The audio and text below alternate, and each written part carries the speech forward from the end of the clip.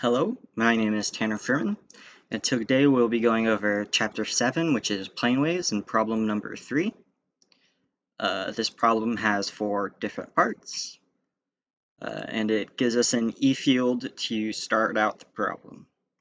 So the first part is determining the frequency and the wavelength of the wave. So to do this, we need to understand the basic form of E waves.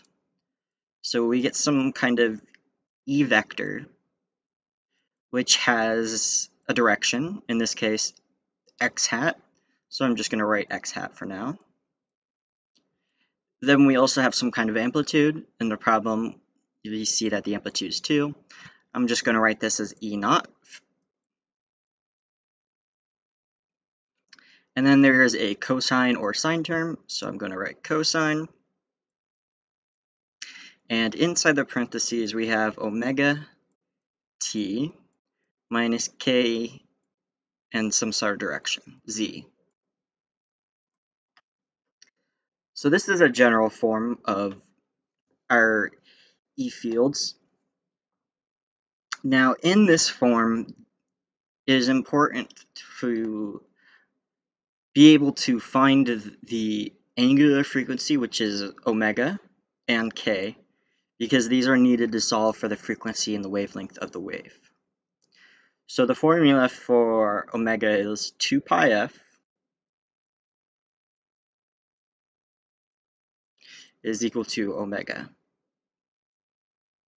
We can then rewrite this by dividing by 2 pi on each side, and we have f is equal to omega over 2 pi. Now we know that our omega is the 10 to the 8 inside the parentheses. So we can replace the omega with 10 to the 8.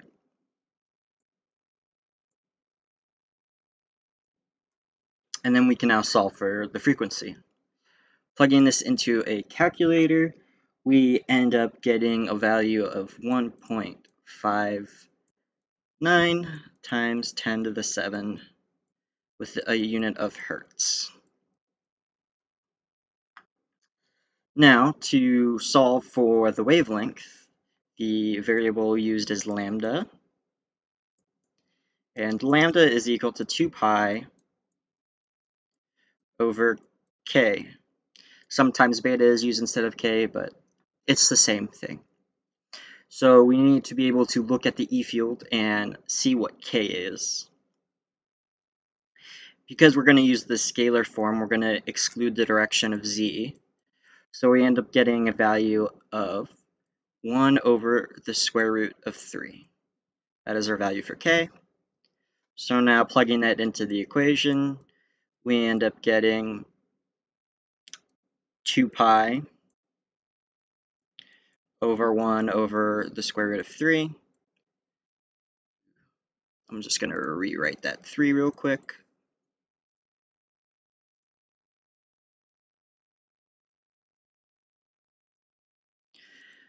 Which ends up being 2 pi the square root of 3.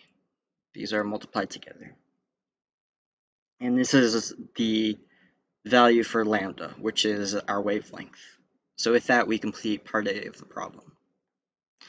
Now, the second part asks us to define the dielectric constant of the medium. So looking at our formula sheet here on the left, we have solved for f and lambda. We need to find n, which is the index of refraction. So we're going to end up writing f times lambda is equal to c over n. But we want to solve for n because we know that n equals the square root of epsilon, which is our dielectric constant. We need to find this epsilon. So, rewriting this equation to solve for n, we have n is equal to c over lambda times f. C is the speed of light, which is 3 times 10 to the 8. And then pulling the values that we found above in part A, we have 1.59 9 times 10 to the 7 times 2 pi square root of 3. Now, solving for this in a calculator, we end up finding that n is equal to 1.73.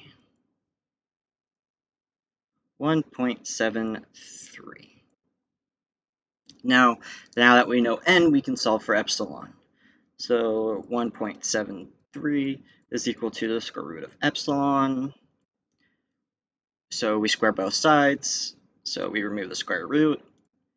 1.73 squared is equal to epsilon, which ends up being about 3. So epsilon is equal to 3. That is the dielectric constant of the medium. Now, to solve for part C, the polarization of the wave. We have been taught multiple types of polarizations. We know that there are types like linear. We know there's right-hand circular polarization, left-hand circular polarization. We also know there's the elliptical versions of this, so right-hand elliptical polarization, left-hand elliptical polarization. So we have to understand by evaluating the E field that we are given. So we know that it is not linear because there are two terms, and one is sine, one is cosine. These are not in phase. Well, yeah. For a linear, it's usually just one term. So it would just be like this example of the original E field that I wrote at the top, where it's just cosine. That, for instance, might be a linear. But because there's two terms, one's cosine, one's sine, it can't be linear. So then, for it to be circularly polarized, the phase has to match and the amplitude has to match. However, when we look at the amplitude of these two E waves, we see that they do not match. The first part is 2 for the amplitude, and the second part is 1. So the amplitudes are not matching, so it can't be circularly polarized. So then this means that they are elliptically polarized. Now to determine whether they're left-hand or right-handed, easiest way to do this is to draw out a coordinate system and use our right-hand, left-hand rules. So we will draw x and y as our axes. X, y. And then we need to make sure that we have a proper z direction. So using our right-hand rule, our index finger points to x, our middle finger points to y, and our thumb will point in the direction z. So we end up finding that z is out of the page. All right. Now this is also the direction of k, right? K is in the positive z direction. So k is also in this direction. Just going to denote this here. So k is the direction of propagation. So the wave is moving in the direction of k while spinning around in the y and x axes. So to do this, or to solve for which right-hand or left-handed it is, we do E1 cross E2 equals to k. These should be vectors. So looking at the directions, we have x hat and negative y hat. So we see x hat and we see negative y hat. This is E1, this is E2. And then we know that k is, like we said earlier, coming out of the page in the direction z. So, right, we can denote this here, but I just have it denoted on the side for clarity's sake. Now, if we try our right-hand rules on this plot, right, our index finger goes in the direction of E1, our middle finger goes in the direction of E2, we find out that using the right-hand rule, our K would actually be going into the page, which is contradictory to what we know beforehand, right? Our K is in the z-hat direction. It's the positive z-hat direction. So it can't be that. So the right-hand rule isn't working. So then let's look at it from the left-handed perspective. So using our left hand, index finger points in the x direction, our middle finger points into the negative y direction. We end up getting our thumb is pointing out of the page, right? Denoted like this, which ends up matching what our K should be. So this ends up telling us that it is left-handed, right? We know from beforehand that it's elliptically. So it's left-handed elliptically polarized is the type of polarization for this problem. Now that we have finished part 3, where we've determined the polarization, we can now find the H field, again using this kind of same plot. So now breaking it apart and looking at each E field individually, we have E1 is pointing in the X direction.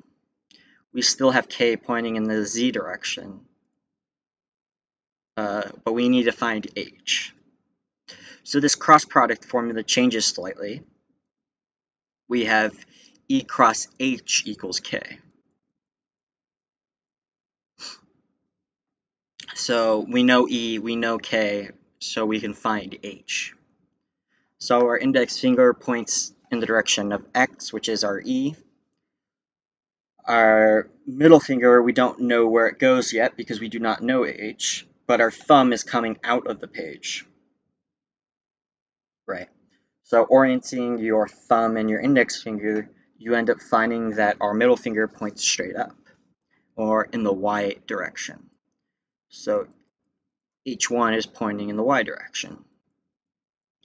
That is the direction for the first H field. I will denote this to the side here. H1 equals Y hat. Now we need to do this for the second part of the E field, right? The initial direction is in negative Y hat. So negative Y hat. This is our E2. And our K hat is still in the same direction. It is still going out of the page. So pointing our index finger down, pointing our thumb in the direction of K, which is coming out of the page, we end up seeing that our middle finger points in the direction of X. So our H2 is pointing in this direction. So I'm just going to write this to the side as a quick little note. H2 is going in the direction of X hat. So now we know the directions of our H fields, but we still do not know the magnitude. So we need to solve for the magnitude. If we look back up here in the formula sheet, we have the formula here, E naught over H naught equals eta. We can use this to solve for H naught. So E naught over H naught equals eta. But be careful with eta that you do not forget that there is a hidden n in this term. So it should be eta naught over n. This is because oftentimes we are using air, but in this problem we are not. We are using some made-up dielectric material. So we need to rewrite this equation and solve for H naught. We end up getting E naught times n over eta naught is equal to H naught. Now we know all these terms. Eta naught is just the 377, as we know from class. So we can solve for the amplitude of our H field. So looking back up, we have an amplitude of 2 for the first part, so let's go with the first part of the H field. So H naught 1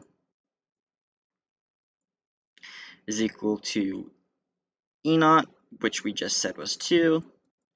Our N, which we found when we found the dielectric constant, was 1.73. So 2 times 1.73 all over 377.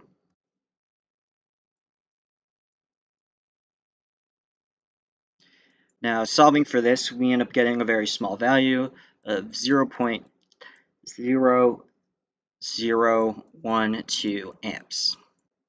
We know this is amps because the initial E field has volts, so our H field needs to be in amps. But we're actually going to end up converting this to milliamps, so multiplying this by 10 to the 3. Oh, it's not 1 here, it's actually 9. 0.0092. So when we end up converting this to milliamps, we end up getting 9.17 milliamps. Okay, and now to find the second amplitude of the H field. The only difference between the first one is that our original amplitude of the second part of the E field was 1. So it's 1 times 1.73 divided by 377. So it should end up being half this first answer. We end up getting a value of 0.0046 amps, which ends up converting to 0.4, point 4. It should be the opposite. It should be 4.58. 4.58 milliamps. Now that we have the direction, the amplitude for all of our H field, we can now combine it all together. So let's do this first. We will solve for the entire first H field, so H1. H1, first we write its direction, which is in y hat. Then we write out the amplitude, which is 9.17. And then it should be the same cosine term as in the original problem. So it's cosine 10 to the 8t minus z over square root of 3. It should be identical. So cosine 10 to the 8 t minus z over, I do not want to confuse my fraction with that subtraction sign, so square root of 3. And make sure that the units have changed, so it is milliamps per meter.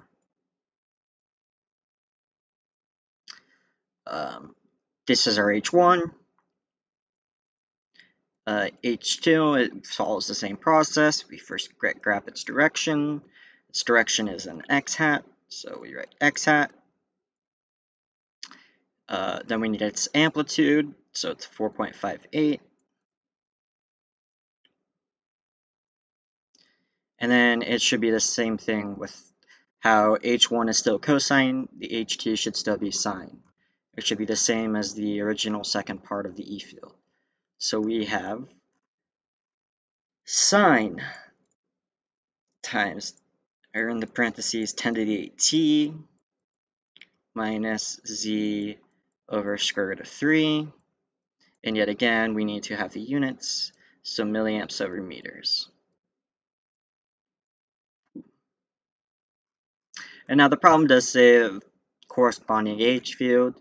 We can combine these two H fields into one, so we can write H tot. Right, the total H field is equal to H1 plus H2, which would just be combining these with an equal sign, but it is the same answer nonetheless. And with that, we have solved for the entirety of this problem, and all four parts. Thank you.